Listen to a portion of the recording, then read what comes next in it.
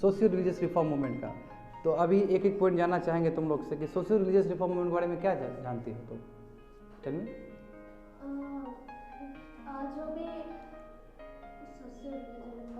जो भी social evils था उसको दूर किया, और जैसे कि विडो रिमैरिज एक्ट और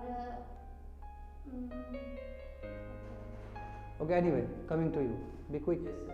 ये जो सोशल रिलीजियस रिफॉर्म हुआ वो इंडियन पीपल के मतलब अपने अंदर में हुआ, वो ना ही बाहर किसी के अगेंस्ट, जैसे ब्रिटिश के अगेंस्ट नहीं, ये अंदर जो है वेरी नाइस आदमी के अंदर उसके जो डिप्रेस क्लास को दबाया जाता था, हायर क्लास वाला आदमी, उसके बाद और ये सब रिलीजन में हुआ, Hindu Muslim. Well very very very good, very good, समझ गए बात को ना? तो देखो ये जानना बहुत ज़रूरी था फैक्चुअल्स के लिए। देखो सोशियो रिलीजियस रिफॉर्म मूवमेंट, ये रिनाउंसेंस मूवमेंट कह सकते हो इंडिया के कॉन्टेक्स्ट में। तो देखो पहला ही नाम राजा राम मोहन रॉय और ब्रह्म समाज, इसके बारे में जानेंगे।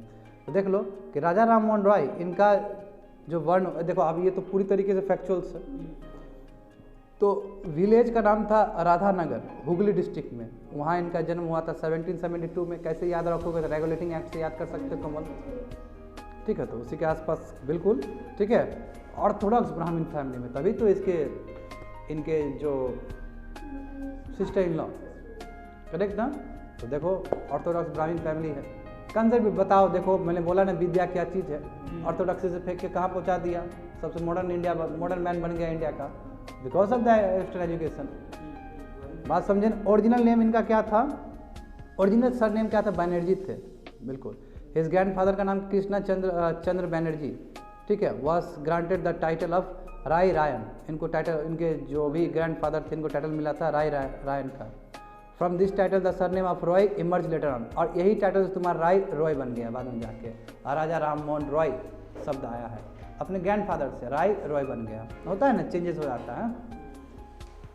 राजा Ram Mohan is acclaimed as the father of modern India, no doubt about it, because he was the first Indian who made efforts to pull the Indian society out of the medieval age.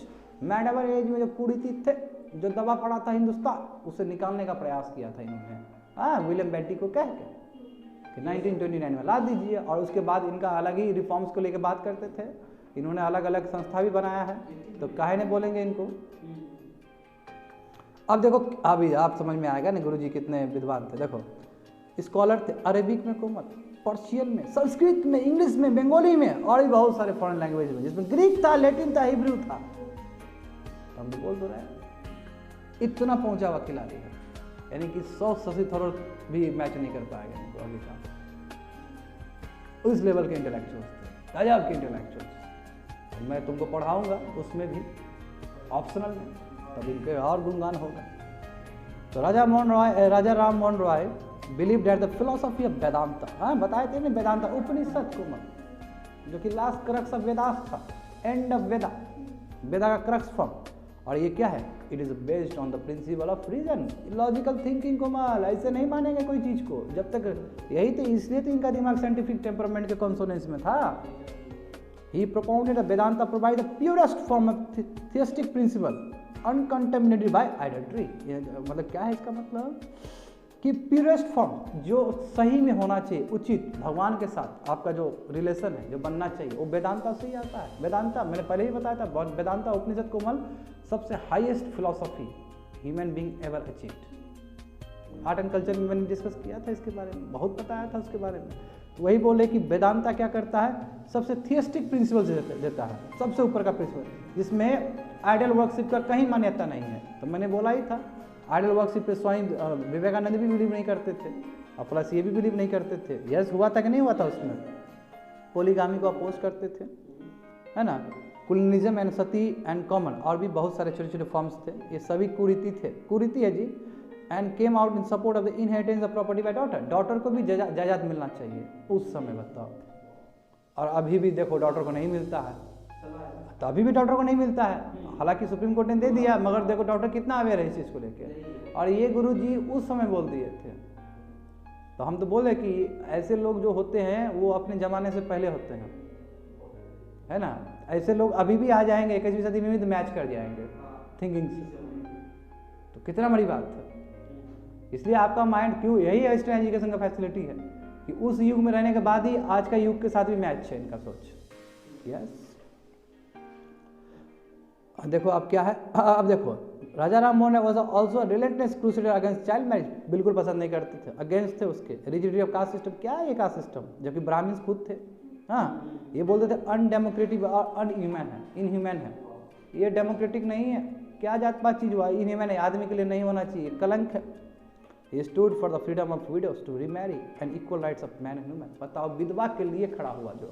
अब उस अभी विधवा का इतना प्रताड़ना होता, उस समय क्या स्थिति हुआ होगा तो थोड़ा कल्पना कर सकते हो। अब उस समय इतने बड़े इंटेलेक्चुअल सपोर्ट करते, नहीं महिलाओं का रिमैरी होना चाहिए, जो विडो का रिमैरी होना चाहिए। क्या है ये पोलीगामी, क्या है ये सब चीज़, अच्छा नहीं है। अब बिंग अब्राहम देखो, वही तो मैं बोला हूँ ना खासियत, कि हम भले ही किसी भी चीज़ में रहें, मगर हमको जब लॉजिकल नॉलेज मिलता है तो हम सोच सकते हैं कि क्या हमारे अंदर भी मिस्टेक्स है। So good, so good. देखो ही वर्कड, देखो इनका गजब बात, 10 साल तुम्हारा ईस्ट इंडिया कंपनी के अंदर भी काम किए हैं। बोले थे ना ये बाहर रिप्रेजेंटेटिव बन के गए थे, एम्बेसडर। देखो तो बिल्कुल सी बात है कि ये यहाँ पे ईस्ट इंडिया कंपनी में भी 10 साल तक काम किए थे बाबू। देखो 1803 से लेके 1814 तक, 14 तक, ठीक है। अब देखो, अब इन्होंने पर्शिया 1805 में क्या किया था, देखो वो जॉब भी करते थे और ये अपना एक टेटाइज लिखे थे पर्शियन में, नहीं कह सकते हो कि ये अपना कुछ लिखे थे, उसका तुफत उल मुहाइदीन बताए थे ना। यानी कि क्या था ये, कि खुदा वही खुदा, बोले थे ना कि गिफ्ट टू गॉड, इसका हम मीनिंग निकाले थे तुम्हारा उसमें। This was the first philosophical work, ये फिलोसॉफी था पूरी तरीके से। ही ऑल्सो पब्लिश तुम्हारा क्या है तुम्हारा मनोजरुतल अध्ययन, a discussion in Persian and on various religions, यानी कि पर्शियन में लिखे थे, बहुत सारे रिलीजन्स के आधार पे, बहुत सारी चीज़ उसमें था। He was badly hurt by the performance of sati by his elder brother, बताए थे ना। हाँ, एल्डर अपने 1811 में बहुत डीपली डिप्रेस्ड हो गए थे उस चीज़ से, बहुत अच्छा नहीं लगा था, बहुत ख़राब लगा था। तब से ये सोच ली कि ये इविल प्रैक्टिस हम पूरा भारत से निकाल देंगे। बताओ, ये होना चाहिए ना डिटर्मिनेशन। तो 1815 में क्या किए जानते हो, आत्मीय सभा बनाए। 1814 और 15, कई बार 14 और 15, क्योंकि ये पीरियड 14 और 15 दोनों ही बोल सकते हो। इनफैक्ट 15 लिखा गया है, मगर कई बुक में तुमको 14 भी मिल सकता है, तो इसलिए ज़्यादा परेशान मत होना। 1814, 15 दोनों ही हो सकता है, ठीक है ना।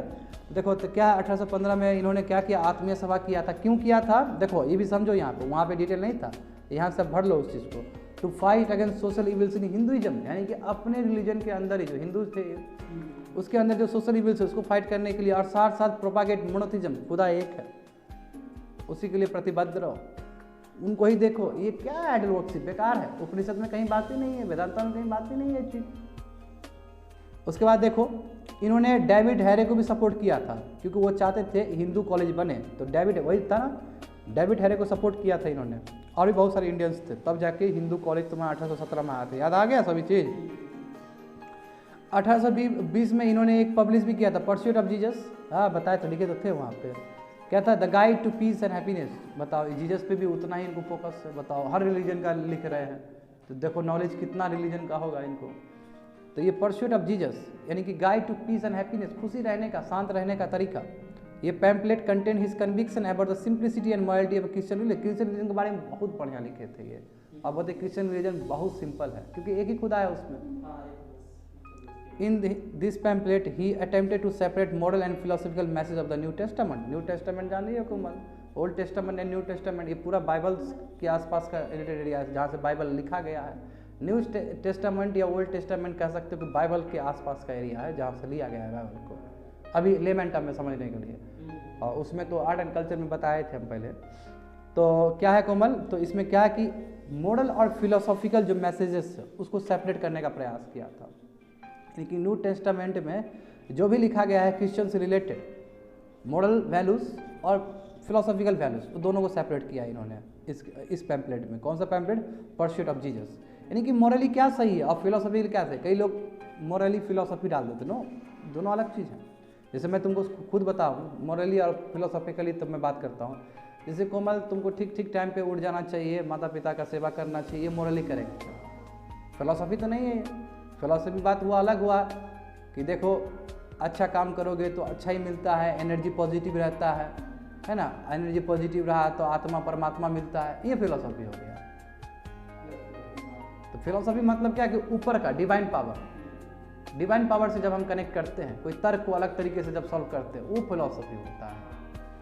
समझ रहे बात को ना? तो ये चीज़ दोनों को तोड़ के न्यू टेस्टामेंट में जो चीज़ था ये तोड़ के लिखे थे और गजब पॉपुलर हुआ था इनका किताब। बोला वाह व्हाट इज दिस, पता ये तो इतना कुछ क्रिश्चियन रिलीजन के बारे में भी जानता है, इतना अपलोड हुआ था। देखो 1821 में क्या किए, he launched a Bengali weekly paper Sambad Kumudini, कोमल बताए थे, लिखा था उसमें, क्यों ना हो इतना इम्पोर्टेंट, बहुत फर्स्ट इंडियन न्यूज़पेपर है कोमल, इंडियन न्यूज़पेपर, हाँ मजाक है क्या, इनका ही लिखा हुआ था। 21 में इन्होंने लॉन्च किया था ये वीकली पेपर आता था संवाद कुमुदिनी, यानी द मून ऑफ इंटेलिजेंस, गजब इंटेलिजेंस के बारे में अच्छा बात था इसमें। This was the first Indian newspaper edited publish and manage by Indians, जो इंडियंस ने मैनेज किया है इंडियन न्यूज़पेपर, तो वो संवाद कुमुदिनी ही था जो वीकली छपता था। और भी देखो फिर एक साल बाद 1822 में इन्होंने फिर से दूसरा वीकली लिखना शुरू किया, पर्सिया में। बताओ वाह, मिरतुल अखबार बताए थे, मिरर ऑफ द इंटेलिजेंस, वो मून ऑफ द इंटेलिजेंस, ये मिरर ऑफ द इंटेलिजेंस, यानी कि सब इंटेलिजेंस का बात आ रहा है, देख रहे हो।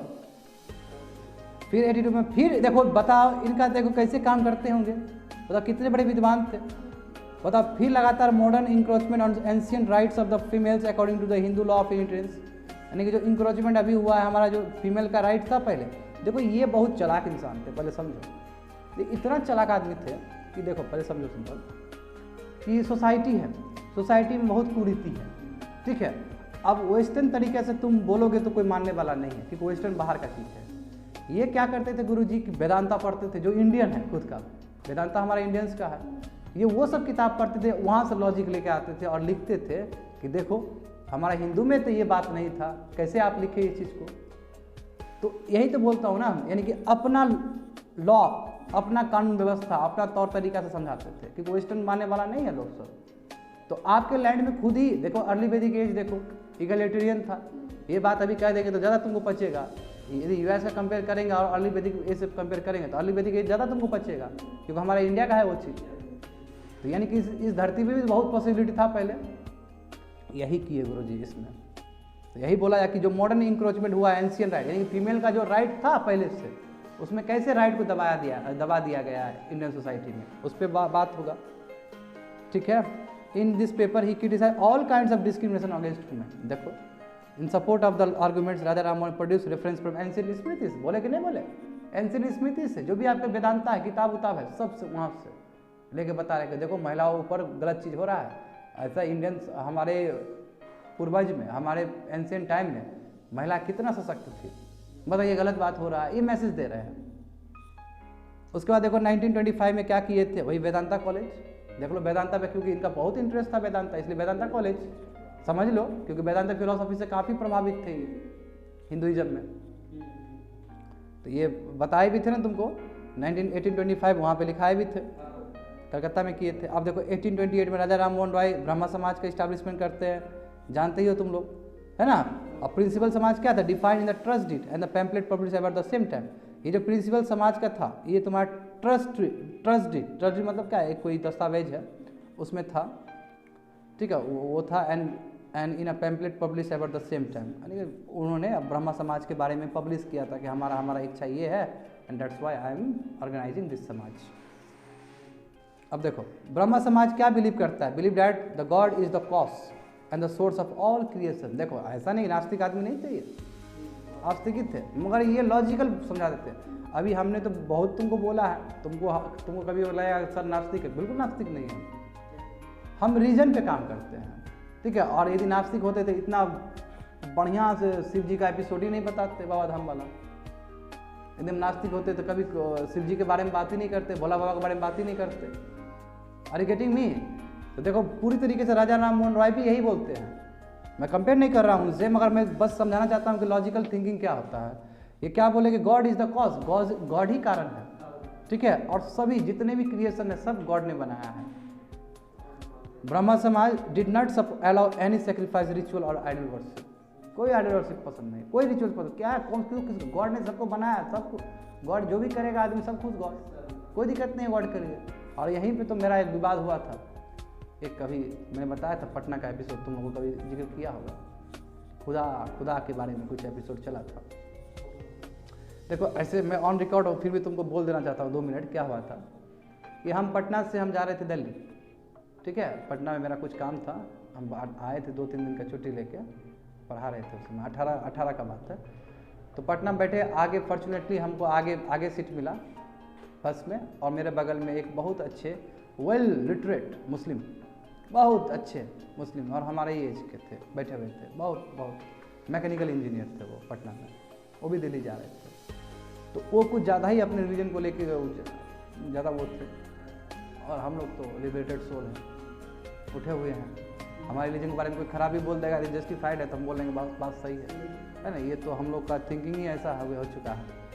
तो उस पर बात हुआ था, तो उस पर हम तो वो भी हम उसको पूछे कि ये जो नमाज़ पढ़ते क्या रीज़न है, बकरीद क्यों होता है, सब उसको पूछ लिए हम, और सब बताते गया वो, और हम बहुत क्यूरियोसिटी से सुन रहे हैं उसका, ठीक है ना। और उसका वो सब हमको और सब आदमी पीछे से देख रहा है, और हमको हम डिटेलिंग किए जा रहे हैं क्योंकि वो ज़्यादा बेटर बता पाएगा ना किताब से, क्योंकि फॉलो कर रहा है वो। हम तो पढ़ाते थे, दैट्स अ डिफरेंट स्टोरी, मैं किसी के मुंह से सुनना एक अलग बात है। तो सब लिए वो नहीं बताएंगे क्या क्या लॉजिक होता है, इतना टाइम नहीं है। मैं एक चीज़ हम उससे पूछे थे, तो हम बोले थे कि कोई भी धर्म में एनिमल को मारना खराब चीज़ है। ये हम किसी एक धर्म को पॉइंट आउट नहीं कर रहे, ये हमारे धर्म में भी ऐसा प्रॉब्लम है। हम यहाँ पे सेक्रीफाइस का बात करते हैं, कामाख्या का, तो इस चीज़ को मैं गलत मानता हूँ। मैंने अपना व्यू पॉइंट दिया था उसको, तो बोला ठीक है आपका जस्टिफाइड बात है। तो मैंने उनको बोला कि उनको पहले मैंने कोपचे में लेने का प्रयास किया, ठीक है ना, और फिलॉसफी से ही फिलॉसफी बताना शुरू कर दिया हम लोग। हम बोले कि बाहर आपको क्या दिख रहा है, तो बोला कि हमको पैर उड़ दिख रहा है, तो गॉड ही बना है, अल्लाह ही बना है, इसका मतलब हाँ अल्लाह बना है। बोले सही।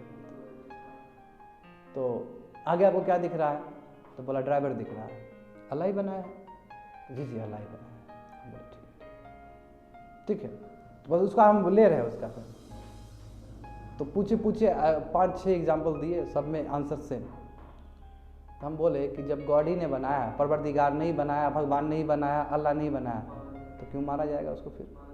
हम जब कोई चीज़ को जन्म देते हैं तो हम कभी नहीं चाहते कि कोई मरे। क्या है आपके पास आंसर इसका? वो ऐसे देख रहा है हमको, नहीं दे पाया आंसर वो। और जो कि ये तो कोई बड़ा सवाल ही नहीं है, सिंपल क्वेश्चन है। तो इसलिए बोलते हैं कि ये जो कुरीति है, हम जैसे लिटरेट आदमी लोगों को ख़त्म करना चाहिए सब चीज़। अब बस टेकन फॉर ग्रांटेड ले लेते हैं और उसी चीज़ को आगे कैरी फॉरवर्ड कर देते हैं, बैठते। बात समझे ना? तो ये मुझे इसलिए बोलना पड़ा because of sacrifice here, rituals, समझे? ये चीज़ हो गया। Raja Ram Mohan Roy look with the favour upon British rule in India. हाँ, राजा राम मोहन राय क्या थे कि थोड़ा सा लग रहा था कि ये ब्रिटिश रूल फेवर करते हैं इंडिया में, ठीक है, यानी कि ब्रिटिश रूल को फेवर करते थे, क्योंकि जानते थे कि इंडिया में जो कुरीति है, इतना गंदा चीज़ है, ये ब्रिटिश ख़त्म कर सकता है। बिल्कुल सही बात भी है। अभी देखते हो वेस्टर्न एजुकेशन की वजह से कितना रिफॉर्म्स आया है, इस बात से तो इनकार नहीं कर सकते हो ना तुम लोग। हर समय हम गाली देते हैं ब्रिटिश को, अगर ये बात भी तुमको समझना होगा। ऑन रिकॉर्ड है, ज़्यादा बोलेंगे तो बोलेगा British. He admired it for the inaugurating progressive measures of the social reforms।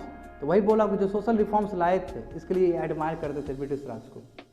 But he criticise, मैं साथ इतना ही नहीं, मैं ये क्रिटिसाइज करते थे कि काहे हमारे इंडियंस लोग हायर पोस्ट पे नहीं है, इसलिए इन्होंने रिफॉर्म्स का भी बात किया था, करेंगे ही। और यही फर्स्ट पर्सन थे जो पॉलिटिकल एजिटेशन हिंदुस्तान में किए थे। मैंने तो बोला ही कि यही बाद में जाके तुम्हारी इंडियन नेशनल कांग्रेस का बन जाता है प्लेटफॉर्म। मैंने तो बोला कि 40 में, 50 में, 60 में, 70 में, 80 के दशक में हर जगह प्रयास हुआ था, और लास्ट में कल्मिनेटेड हुआ तुम्हारा इंडियन नेशनल कांग्रेस में, है कि नहीं है? तो पहले पर्सन थे जिन्होंने पॉलिटिकल एजिटेशन शुरू किया था हिंदुस्तान में। His efforts to eliminate the practice of Sati before fruit when governor general lawn vending declare कर दिए कि सती इलीगल है और ये क्रिमिनल ऑफेंस है, और इसके लिए आप लेके आ गए सती वाला एक्ट, वही रेगुलेशन एक्ट, मतलब वही वाला 4 दिसंबर 1829 को लाया गया था। Initially this ban applicable in the, पहले ये बंगाल के लिए केवल था, मगर इसको फिर से बढ़ा दिया गया 1830 में, और ये तुम्हारा बॉम्बे और मद्रास प्रेसिडेंसी दोनों में कर दिया गया, क्योंकि जहाँ जहाँ ब्रिटिश रूल रहेगा वहीं पर लगाएगा, उसका जुरिडिक्शन वहीं पे है। तो शुरू में तुम्हारा जो, अब तुम लोग इतना चिल्लाते हो 1829, यहीं सिविल सर्विस घुस के पूछ लेगा क्या कि 1829 में जो सती एक्ट बना था, एबोलिशन ऑफ सती एक्ट, क्या वो तीनों प्रेसिडेंसी के लिए था या एज इंडिया के लिए था या केवल बंगाल के लिए था, तो यहाँ पे फंस जाओगे तुम लोग। वो केवल बंगाल के लिए था।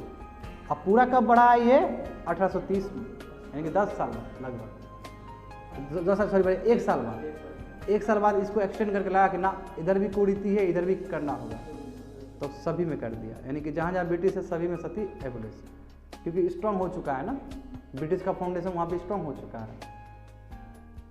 देखो अभी जस्ट बताए ट्रस्ट डीड बताए थे ना उन्हीं पीछे समाज वाला। देखो अब क्या, देखो establish trust deed in 1830 which explain the object of the Samaj, यानी कि ब्राह्मण समाज का क्या है, इसलिए इन्होंने एक ऐसा ट्रस्ट बनाया था, ठीक है, as the worship and the adoration of the eternal unsearchable immutable being who is the author and preserver of the universe, God के बारे में, कि गॉड का रखवाला कौन है, समझे, ऑथर कौन है, ये इतना लिखने वाला, यूनिवर्स के बारे में लिखने वाला कौन है, उसके बारे में ब्रह्मा समाज से मिलेगा और ब्रह्मा समाज को गाइड करेगा जो आगे का, यही ट्रस्ट डीड होगा। समझ गए ना, ये एक्सप्लेन किया क्या ऑब्जेक्टिव है समाज का, यानी कि ब्रह्म समाज का, वर्कशिप, एडोरेशन, यानी कि आप प्यार होना चाहिए आपके प्रति, इटर्नल इनसर्चेबल, जो आप बताओ अंदर का, जो खोज नहीं सकते, खुद अंदर है, बोलते ना खुदा तो दिल में है, आप कहाँ इधर उधर मंदिर में ढूंढ रहे हो, खुदा तो हर के दिल में बसते हैं, है ना, हर दिल में एक अरब बसता है ना, जो सबसे बड़ा खिलाड़ी है, गाना सुने हो ना अक्षय कुमार का, हर दिल में खुदा बसते हैं, वही बोल रहे हैं राजा राम मोहन राय। तो ब्रह्म समाज का यही है, ठीक है, यही प्रिजर्वर है यूनिवर्स का, यही यूनिवर्स बचा के चले हैं।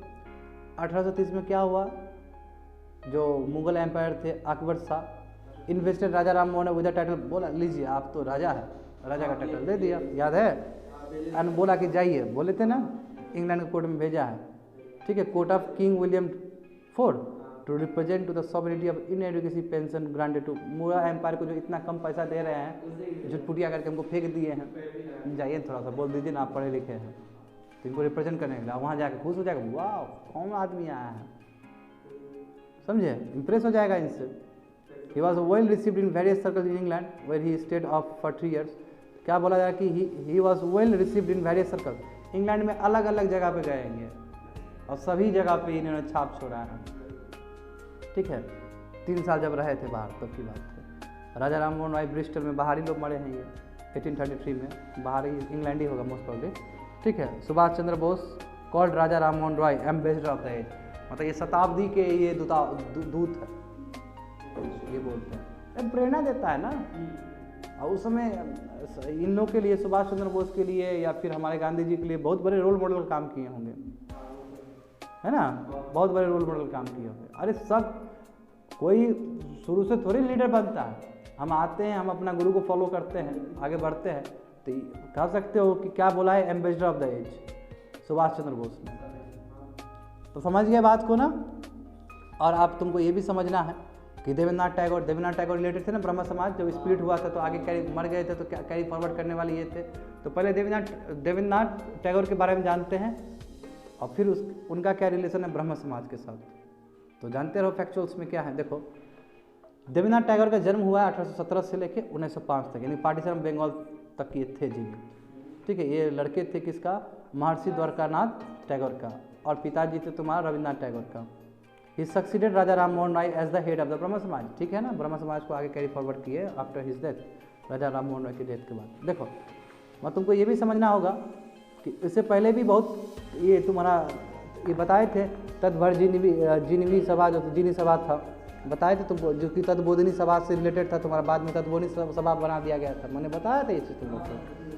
देखो ब्रह्म समाज ज्वाइन करने से पहले इन्होंने एक सभा बनाया था 1839 में, वही सभा का नाम हो गया तत्बोधिनी सभा, जो कि तुम्हारे किताब में पढ़ाया गया है, तुमको भी में पढ़ाया गया था। ये तत्बोधिनी, हाँ लिखे थे तुमको वहाँ पे था, हाँ, तो इसका पहले नाम क्या था, तत्वर्जिनी सभा, ठीक है, जो कलकत्ता में 1839 में बना था, वही नाम तत्बोधिनी सभा हो गया।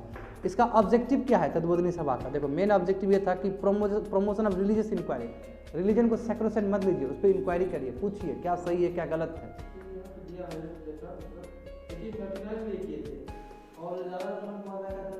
नहीं, राजा राम मोहन राय का डेथ कब हुआ, 33 में हुआ, ये पहले, ये एक्चुअली पहले किए थे, बाद में आके बने थे, हम तो बताए थे फैक्ट्स बाद में किए थे, अभी आ जाएगा थोड़ी देर में, रुको ना, आ जाएगा, डोंट वरी। वो बाद में ज्वाइन किए थे, देखो ना हम तुमको बताएंगे। देखो वो नीचे लिखा तो 1843 में किया था इन्होंने, देखो नीचे, समझ गए ना, बाद में किए थे ना, वैक्यूम क्रिएट हो गया बाद में जाके उसको कैरी फॉरवर्ड किए थे। और इनका एक अपना ही एक्टिव थे ये तत्वबोधिनी, क्योंकि ऐसे थोड़ी है, अगर इनको अनुभव था वो सब चीज़ का, ऐसे थोड़ी कोई इतना बड़ा ब्रह्म समाज को लीड कर लेगा, तो क्योंकि आपको तत्वबोधिनी सभा से उसका पता था। देखो क्या है, religious inquiry and dissemination of the knowledge of the Upanishad. देखो सिमिलर हुआ कि नहीं, वही वेदांता का नॉलेज फैलाना। He also aimed at counteracting the rapid progress of the Christianity in India। हाँ, ये जो क्रिश्चियन मिशनरी का जो प्रकोप बढ़ रहा था उसको काउंटर करना। गलत है भाई, ऐसा नहीं करना चाहिए, हमारा खा जाएगा कंट्री। और वेदांतिज्म यानी कि वेदांता से रिलेटेड नॉलेज पहुंचाना घर घर, तो काम वही था, इसलिए उनके मन चाहा मिल गया प्लेटफॉर्म और चले गए। और वो राजा राम मोहन राय का था, राजा राम मोहन राय बंगाल से, ये भी बंगाल से, तो एफिलेटेड हो ही जाएगा, तो बोलेगा वाह गुरु का मिला है, मजाक चीज़ तो नहीं है। ये भी काफ़ी प्रभावित हुए होंगे क्योंकि सीनियर, बहुत सीनियर रहे हैं। देखो ये 1817 में, और देखो वो 1825 में क्या काम करे, यानी कि ये जब बच्चा होंगे, यानी कि ये 5 साल 7 साल का होंगे या 10 साल 15 साल में जो पहुँचे होंगे, तो कान में तो राजा राम मोहन के बारे में बहुत खबर मिलता होगा। और जाहिर सी बात है बहुत मन करता होगा, क्योंकि ये भी तो इंटेलेक्चुअली रहे हैं, जरूर मन करता होगा कभी काम करे गुरु जी के साथ। और जब गुरु जी का प्लेटफॉर्म मिला तो गुरु जी को आगे बढ़ा के ले गए। ये चीज़ सिंपल सी बात है कि नहीं है?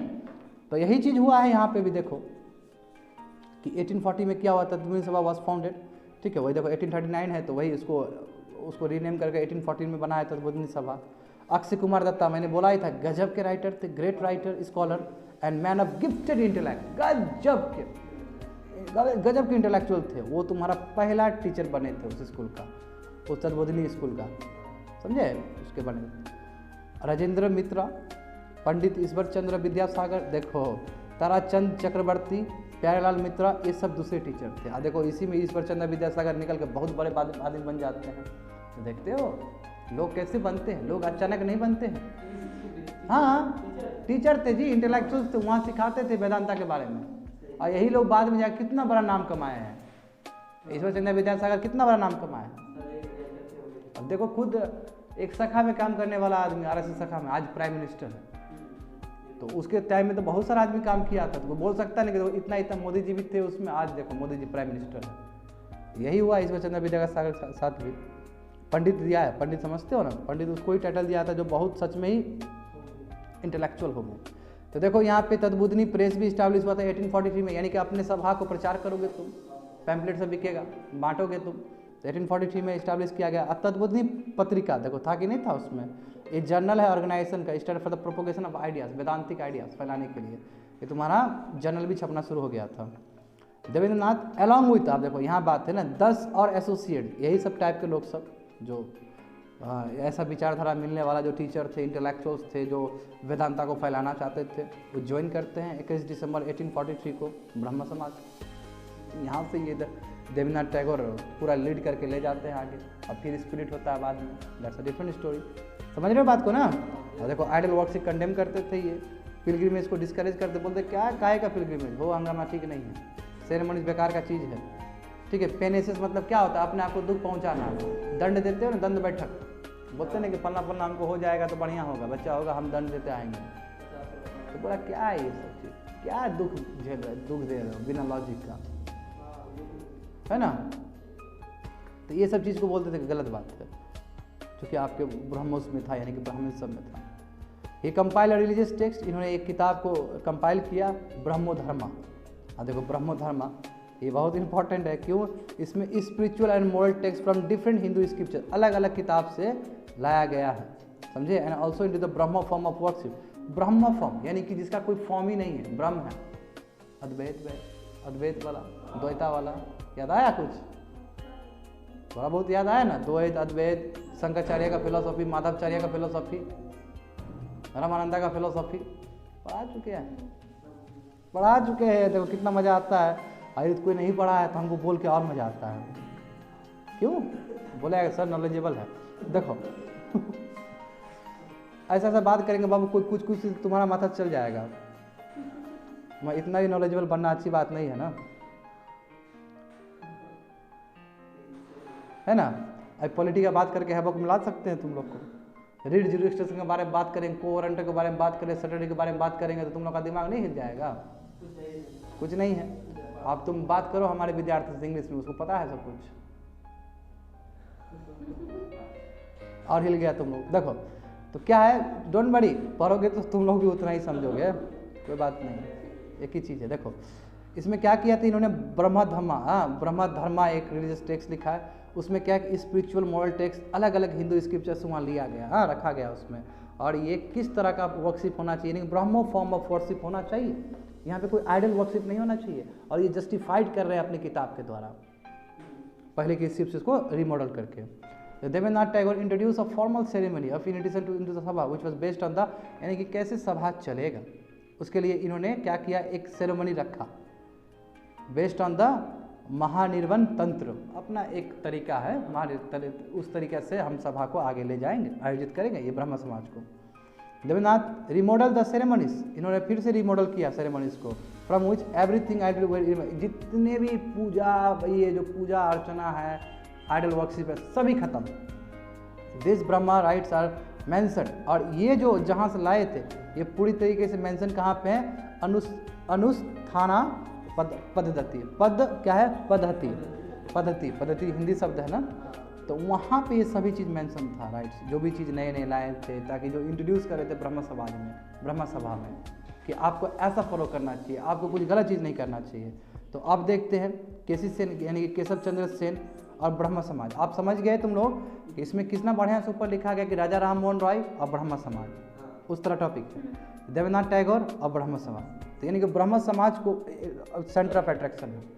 अब देखो केसी सेन एंड ब्रह्म समाज, देखो केसी सेन जो बहुत बड़े आदमी हुए थे, है ना, हम जानते हो विवाद में फंसे थे, तो मैं बताऊंगा थोड़ी देर में कि केसी सेन तुम्हारा क्या, ब्रह्म समाज 1858 में ज्वाइन किया लिए, क्वीन प्रोक्लेमेशन के टाइम में, कोमल याद कर लो, हाँ क्वीन प्रोक्लेमेशन हुआ था 58 में, ठीक है। ही स्टैब्लिश 89 और स्मॉल सोसाइटी, इन्होंने संगत सभा बनाया था, फ्रेंडली एसोसिएशन, है ना, संगत सभा बोलते हैं, फ्रेंडली एसोसिएशन मतलब क्या है, संगत, हो हल्ला होगा उसमें, ठीक है ना।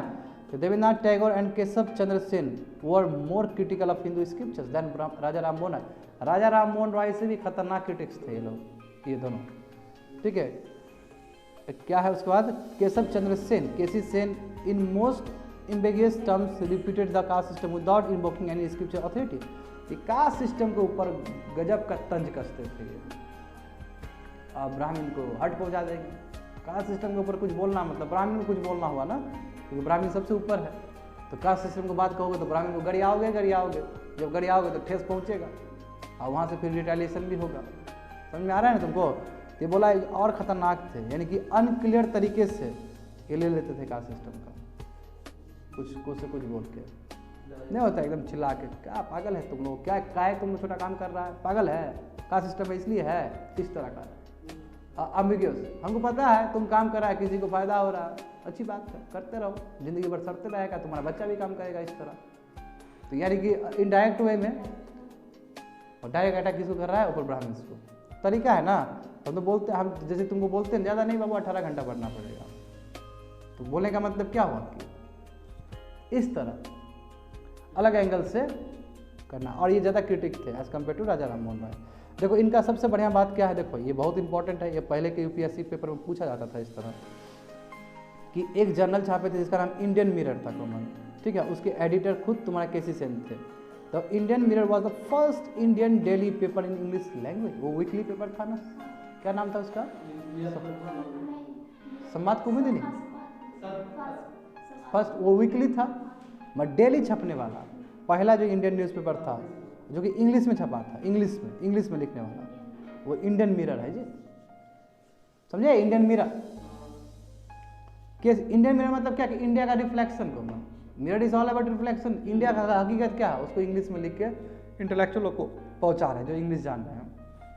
केसी Sen strove for radical social changes and emerge as a staunch supporter emancipation of women, यानी कि गजब बात है कि रेडिकल चाहते थे सोशल चेंज हो तो हो, किसी तरह भी हो जाए, समझे, और गजब के सपोर्टर थे for the empowerment of women, girls education, किए थे कि नहीं किए थे, उस पर बात करते थे। तो the promotion of female education, मैंने बोला इंटरकास्ट मैरिज, तो उस पर तंज भी कसा था मैंने, याद है कोमल तुमको? इंटरकास्ट मैरिज के ऊपर क्वेश्चन के याद है तुमको? तुमको अपना आंसर याद है? तुमने क्या बोला था इसके ऊपर? मैं पढ़ाया हूँ ना ये सब चीज़, बता भूल जाते हो तुम लोग। थोड़ा थोड़ा याद आ रहा है, क्या तुमको याद रहेगा? ये ऑल्सो लव, तुमको उससे मतलब क्या? इंटरकास्ट मैरिज से तुमको क्या मतलब है? उससे याद क्यों करना? नहीं, he also launched an organize campaign against child marriage, जो चाइल्ड मैरिज का बहुत ज़्यादा उस समय एग्जिस्टेंस था, उसके लिए कैंपेन कर रहे थे ताकि अवेयरनेस हो लोगों के बीच में। ठीक है, Keshab gave a cosmopolitan outlook to the Samaj. देखो वेरी गुड, कॉस्मोपॉलिटन आउटलुक का मतलब क्या होता है? कोई भी चीज़ जुड़ा हो आउटसाइड वर्ल्ड से। कॉस्मोपॉलिटन सिटी बताए थे, तो एक तरह से ये ऐसा आउटलुक देते हैं समाज को। किसको? ब्रह्म समाज को। Because religious scriptures are every sect and every people, Christian, Muslim, Parsis began to be read in Brahmo Samaj meeting. ब्रह्म समाज में दूसरे रिलीजन का भी किताब पढ़ा जाता है। तो कॉस्मोपॉलिटन लुक तो दे ही दिए। कॉस्मोपॉलिटन मतलब क्या होता है कि बाहर से आप जुड़े हो, तो बाहर से कैसे जुड़ोगे रिलीजियस में? किताब से। और सभी किताब वहाँ मीटिंग में डिस्कशन हो रहा है उसके बारे में। तो 1872 Keshab Sen persuaded the government to enact the Brahmo marriage act. याद आया कुछ? बोले थे कि नहीं बोले थे? ब्रह्मोस इस ढंग से शादी करे तो इसको भी मान्यता मिलना चाहिए। याद आया कि नहीं आया? यस, वही तो है कि 72 में 1872 में केसन क्या करते हैं? सरकार को कन्विंस करते हैं कि आप ब्रह्म मैरिज एक्ट भी बनाइए, और यही तुम्हारा सिविल मैरिज एक्ट या नेटिव मैरिज एक्ट बन जाता है। और this legalise the marriage according to Brahmo rites. Brahmo rites, Brahmo rituals से यदि शादी होता है तो उसको भी मान्यता प्राप्त होना चाहिए। और इसी के लिए तो हमारा गांधी जी भी लड़े थे साउथ अफ्रीका में, तो वहाँ पे जो हिंदू धर्म से शादी होता था उसको इलीगल मानता था लोग, और इसलिए लड़े थे। समझो ये मजाक चीज़ नहीं है, बहुत बड़ा चीज़ है ये। तो ब्रह्मो समाज के राइट से शादी हो उसको, उसके लिए इन्होंने कन्विंस किया उस समय के गवर्नमेंट को, और तब जाके उन्होंने एक्ट बनाया। और तब ब्रह्मो राइट से जो भी शादी करेगा उसको मान्यता मिलेगा कि यस आपका शादी लीगल है। हाँ कर सकते हो, बिल्कुल कर सकते हो, कि जिसमें इंटरफेथ है तो हो सकता है 1956 वाला कर सकते हो बिल्कुल। जैसे अभी शादी, जैसे देखो शादी होता है तो यस शादी होता है, जैसे कोर्ट मैरिज करते हो तो वहाँ पे होता है कि नहीं होता? शादी मंदिर में भी करते हो तो समाज विटनेस करता है उस चीज़ का, और हो हंगामा होता है तो उसमें भी समाज करता है। और उसमें दो आदमी का थोड़ी शादी हो रहा है, तो दो फैमिली का शादी हो रहा है। तभी ना तुम गई थी। यस, शादी क्या है तुम्हारा? जो हम लोग अरेंज मैरिज करते हैं उसमें खाली लड़का लड़की का ही मिलन नहीं होता है, दो फैमिली का मिलन होता है, और उसका रिलेशन तो अलगे बनेगा उसके बाद। हो थोड़ा साली से देखता मेरा थोड़ा हो जाता तो ज़्यादा बढ़िया होता है ना। वही बोलेगा हो जीजा जी का भाई थोड़ा स्मार्ट है मगर थोड़ा दिमाग से पैदा था। इस तरह कमेंट सुनोगे तुम, है ना? क्या जीजा जी तो खाली 50 रुपया दिए, हम साली थे, एकलौता साली थे, फिर भी तब कोई कान से बोल दिया कि तुमको जो 501 रुपया मिला था जूता चुराई में, उसका क्या? तो इस तरह का बात होता है कि नहीं होता है? क्या हुआ इसका मतलब? कि दो फैमिली के बीच में शादी हो रहा है, यही खासियत है इंडिया। और वहाँ पे क्या है, बाहर कंट्री में डिफरेंट है, और उसको खराब नहीं बोल सकते हैं। उसमें हुआ 18 साल, भाई 10 लोग शादी करना करो, अपना हिसाब से चलो, उसका पर्सनल लाइफ है। नहीं, अब अलग अलग कंट्री में अलग अलग वो है, हमारे कंट्री में नहीं चल सकता। हमारे कंट्री में जब लिविंग रिलेशन का बात आता है तो कितना बड़ा बात हो जाता है ना? मगर धीरे धीरे एक्सेप्ट हो रहा है because of the western culture. Native marriage act fixes the minimum age of marriage for boys. देखो बॉयज़ के लिए 18 साल होना चाहिए कोमल, और गर्ल्स के लिए 14 ईयर्स होना चाहिए। ठीक है, ये नेटिव यानी यही तुम्हारा हो। नहीं तो इससे पहले क्या था, चाइल्ड मैरिज। अब देखो ये भी अभी चाइल्ड मैरिज आ जाएगा ना। पहले बच्चों लोग का 8 साल में शादी हो जाता था, 7 साल में शादी हो जाता था। बताओ इतना बच्ची लोग हैं, जाएगी शादी वो कपड़ा पहन के, इतना छोटे छोटी, बताओ क्यूट, बहुत इतना अगूटा गुटी लेके जाएगी वो बंदर, झाल बजाने वाला बंदर। और कुछ हुआ डांट दिया ससुर जी तो बंदर झाल बजा के खुश है। बच्चा है वो, बताओ 7 साल का बच्चा, 8 साल का बच्चा, उसका शादी होता है, क्या बुझने आएगा उसको यार? और कितना है वो खाएगा वहाँ पे जाकर? क्या चीज़? वो तो बात की बात है ना, नहीं ऐसा नहीं है, उस समय 1.5 साल भी जीने वाला 150 साल भी जीने वाला लोग सब था। वो तो हमारा हेल्थ केयर सिस्टम उतना बेटर नहीं था इसलिए वैसा था। तो तुम सोच रहे हो कि जब गुड्डा गुड्डी का शादी हो जाता है इतना छोटा छोटा लोग, तो ये लोग कैसे जनरेशन को आगे बढ़, ना उसके पास एजुकेशन है, ना कमाने का कोई साधन है ठीक से, ना कोई अनुभव है कि मैं शादी में रिलेशन कैसे आगे कैरी फॉरवर्ड करते हैं, और ना इतना आउटलुक है कि ज्ञान मिले दूसरे से, है ना। तुम खुद सोचो ना, तुम अभी इमेजिन करके भी कितना लगता है कि एक छोटा छोटा बच्चा का शादी हो रहा है और दोनों बैठ के कैसे लड़ेंगे एक दूसरे से, बताओ। वो तो हद लड़ाई होगा तब तो छोटा छोटा बच्चा लोग के बीच में, है ना। पेंसिल ले लिया, अभी कॉन्टेक्स्ट में पेंसिल ले लिया, कोई शार्पनर टाप दिया, उस पर झगड़ा हो रहा है। ओ माय गॉड, सोच के कल्पना करो ना, एक बहुत अच्छा कहानी बन जाएगा इसका। तो देखो, है ना। अब मगर देखो ये किसके लिए, तो ये समझिए नेटिव मैरिज एक्ट, यानी कि तुम्हारा ब्रह्म राइट से जो शादी करेगा उसके लिए कम से कम बॉयज़ का उम्र 18 साल होना चाहिए, गर्ल्स के लिए 14 ईयर्स होना चाहिए। मगर ये नेटिव मैरिज एक्ट ये हिंदूज़ के लिए नहीं है, दूसरे हिंदूज़ के लिए नहीं है।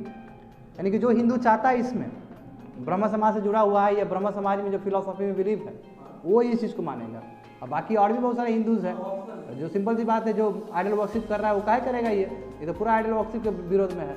तो वो हिंदूज़ नहीं करेगा, वो मुस्लिम नहीं करेगा, और भी जो जिसमें दूसरे फेथ है वो जो नहीं कि ये मानेगा, जो मान रहा है उसी का ये 14 साल और 18 साल का बात होगा, है ना। और साथ साथ इन्होंने इंडियन रिफॉर्म एसोसिएशन भी 1870 में बनाया था, याद है तुम लोग को, लिखाया गया था वहाँ पे 1870 में, जो कि पूरी तरीके से वेस्टर्न एजुकेशन को स्प्रेड करने का बात था, एम्पावरमेंट ऑफ वुमेन था, फीमेल एजुकेशन में बात था, सोशल वर्क की बात था। उसके बाद इन्होंने एक जर्नल भी महिलाओं को, महिला के सशक्तिकरण के लिए इन्हें जर्नल भी छापा था, जैसे ब्रह्मो बोधिनी पत्रिका।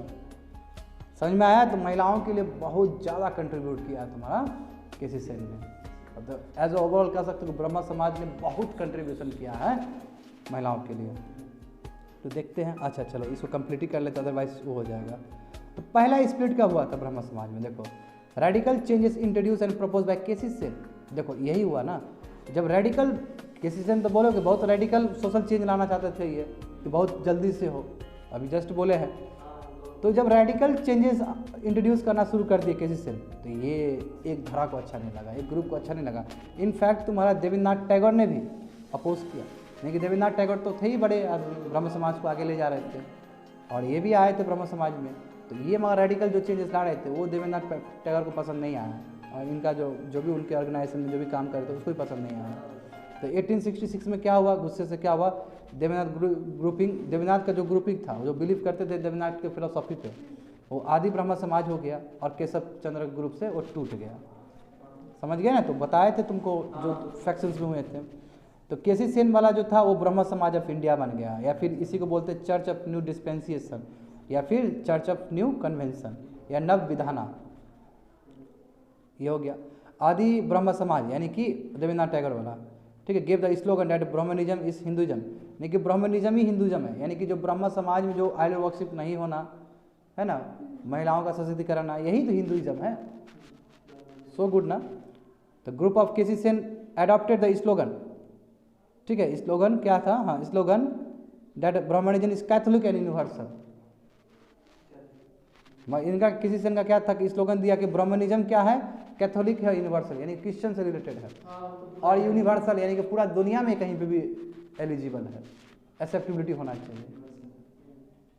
तो दोनों अपने अपने हिसाब से काम कर रहे हैं। देखो तो फर्स्ट स्प्लिट ब्रह्म समाज का ये विचारधारा ऊपर नीचे होने की वजह से 1867 में हो गया। क्यों? अरे भाई एक खुद बोल रहा है कि ब्रह्मनिज्म हिंदुइज्म है, एक बोल रहा है कि ये कैथोलिक एंड यूनिवर्सल है, तो विचारधारा तुम्हारा चेंज हो गया। अब 1867 को कैसे याद करोगे? बैटल ऑफ प्लासी से बक्सर से याद कर सकते हो 1864 के बाद, ठीक है, वही लिखा गया है आफ्टर BOB लिखा है ना, बैटल ऑफ बक्सर 64 में हुआ था। तो वही उसके बाद में Brahmo Samaj of India was led by Keshab Chandra Sen, है ना। आदि समाज कौन? अभी ये बोल रहे थे देवेंद्रनाथ टैगोर, बता चुके हैं। सेकेंड स्प्लिट क्या हुआ? देखो दो Keshab Chandra Sen preached high ideals to others. देखो यही तो मैं बोल रहा हूँ, अभी बोले ना विवाद में फंसे थे, इससे पहले मेरा कमेंट आया था कि नहीं आया था। बात तो बड़ा बड़ा की है, ऐसा होना चाहिए, वैसा होना चाहिए, इंटरकास्ट मैरिज होना चाहिए, है ना, बच्चे लोग का शादी जल्दी नहीं होना चाहिए। मैं जब अपना बारी आया तो अपना बच्चा का शादी ही बहुत जल्दी कर दी है। लोग देख लिया इस चीज़ को, और ये बात तो एकदम आग की तरह फैला है। देखो यही चीज़ हुआ है। कि भले ही वो बहुत बड़ा बड़ा बात करते थे, प्रीच मतलब क्या, टीच करते थे हाई आइडियल्स को दूसरे को, मगर जब बारी आया ये चीज़ को इम्प्लीमेंट करने का तो ये फेल कर गया अपने पर्सनल लाइफ में। और क्या हुआ 1878 में अपने डॉटर को महाराजा जो कूच बिहार का था, हाँ कूच बिहार तुम्हारा अभी बंगाल का पार्ट है, ठीक है, कूच बिहार बंगाल का पार्ट है जी, कूच बिहार जगह का नाम है, सिलीगुड़ी के आसपास का एरिया है, वहाँ का महाराजा के साथ अपना बेटी का शादी कर दिया था। वो भी कब, both the bride and groom were under as, दोनों दूल्हा और दुल्हन दोनों ही अंडर एज थे। अंडर एज मतलब वो चाइल्ड था, चाइल्ड मैरिज करवा दिया। बताओ, बात तो बड़ा बड़ा डिंगलाबाजी, और जब बात आया अपने बच्चे का तो शादी करवा दिए चाइल्ड मैरिज। देखो क्या हुआ, marriage was solemnised with full orthodox. और उसके बाद हिंदू सेरेमनीज से बात करते हैं ब्राह्मणिज्म पे, और पूरा हिंदू ऑर्थोडॉक्सी हिंदू सेरेमनीज पे हुआ है शादी। वही बोलते कथनी और करनी में अंतर होता है। पूरी तरीके से ब्रह्म मैरिज एक्ट के अगेंस्ट। देखो यही प्रेशर देख के ब्रिटिश को परसुएट करके लाए थे कैसा बनना चाहिए एक्ट। देखो क्या हुआ, इसके वजह से तुम्हारा ये ब्रह्म समाज जो इनका जो ब्रह्म समाज ऑफ इंडिया था वो इस पे टूट गया 1878 में, क्योंकि इतना बड़ा एपिसोड हो गया। After the split the church of new dispensation was led by, जो इसी का नाम था ना new dispensation church of new dispensation, वो कैसिसियन रखे। और जो टूटे हैं जो खुन्नस से जो यंगर ग्रुप बने हैं वो अलग हो गया, वो साधारण ब्रह्म समाज बना दिए। इसी के आदि समाज चल रहा था, आदि ब्रह्म समाज, वो अपना देवेंद्रनाथ टैगोर उसको उधर ले जा रहे हैं। ये वाला टूटा, इसका 2 फैक्शंस हुआ है। और इसका एक फैक्शन क्या था कि एज इट इज था जो कैसिसियन के अंदर था, और दूसरा तुम्हारा साधारण ब्रह्म समाज। तो साधारण ब्रह्म समाज फाउंड अंडर द लीडरशिप, हाँ यही तो उस शायद था उसमें, राम कुमार विद्यार्थ रत्ना एंड अनंत मोहन बोस, ये भी बंगाली थे। एक ये कॉन्स्टिट्यूशन ऑफ साधारण ब्रह्म समाज was drafted bye Anant Mohan Bose ने। इसका क्या होगा आगे का, किस तरह वर्क करेगा, इन्होंने वर्क किया था इसके ऊपर। तो जितना भी जानकारी मैंने फुल डिटेल्स में ब्रह्म समाज के ऊपर जिसे बताया, आर्य समाज करेंगे कल की क्लास में।